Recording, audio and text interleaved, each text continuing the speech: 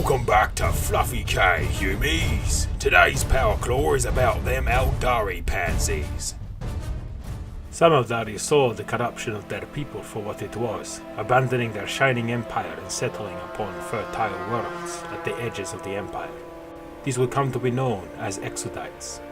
Others sought to escape the decadence aboard massive world ships we know as craft worlds. The vast majority of the Aeldari race continued to ply the depths of their depravity, an empire of excess. Their ports and cities within the webway became loci for sadism and greed, first and foremost amongst them, Komara. The intense psychic focus of an individual Aeldari's soul burns brightly in the warp, magnified exponentially by the countless billions throughout the empire.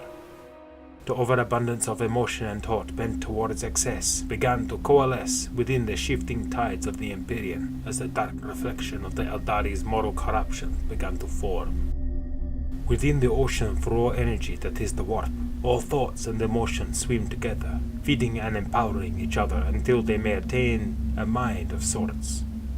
The strength of this mind reflects the potency of its origin, so gathered the reflected emotions of the corrupt Aeldari.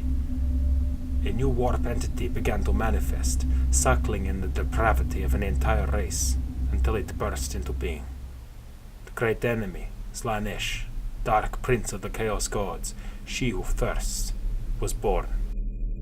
Roaring into life, Slaanesh gave a single howl of raw power, creating a psychic implosion that tore at the very fabric of reality. The epicenter lay at the core of the Aeldari Empire. Countless billions cried out and were rendered lifeless.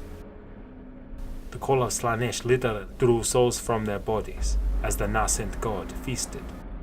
In the space of a single moment, the shining Aeldari Empire that had stood for countless aeons was brought low, those left behind doomed to an eternal struggle for survival.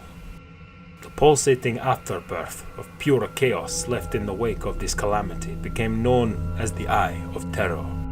The worlds that made up the core of the Aeldari Empire became nightmare realms of fire and darkness, ruled over by demon princes and other worshippers of chaos. While its focus, the Aeldari were not the only beings to suffer the birthing of Slaanesh. Innumerable humans, orcs, and many others were caught in the roiling inhalation of souls. In the 10 or so millennia prior to the fall, the warp was in a state of destructive flux, its ties perilous and all but impossible to safely navigate. Upon the birth of Slaanesh, the tides of the warp were relatively calmed, as a new balance was achieved between the Chaos Gods. The warp storm surrounding Holy Terra dissipated, allowing the God Emperor to launch his great crusade into the wider galaxy. With the fall of the Aeldari came the rise of the Imperium of Man. Many Aeldari survived the fall, in disparate factions. The Asuryani were named for their adherence to Ayalethra, or paths, the infinity circuits, psychic power grids that ran through the core of every craft world, served as salvation for Asuryani souls, simultaneously free and trapped. Within the hidden pockets of the webway, the ports and cities built there were shielded from the wrath of Slaanesh.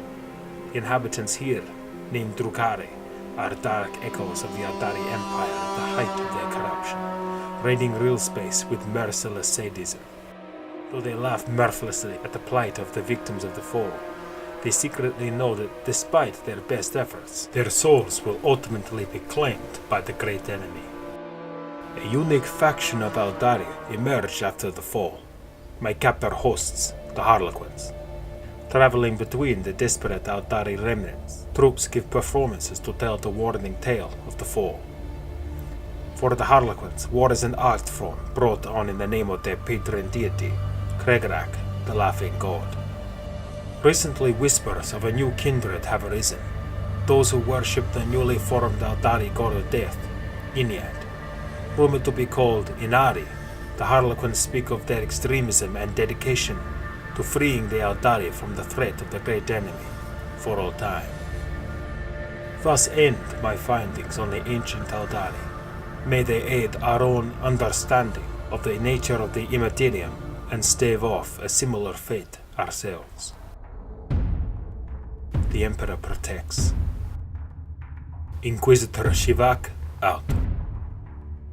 So it was the pansies what made them big what hole in the sky? Fancy that.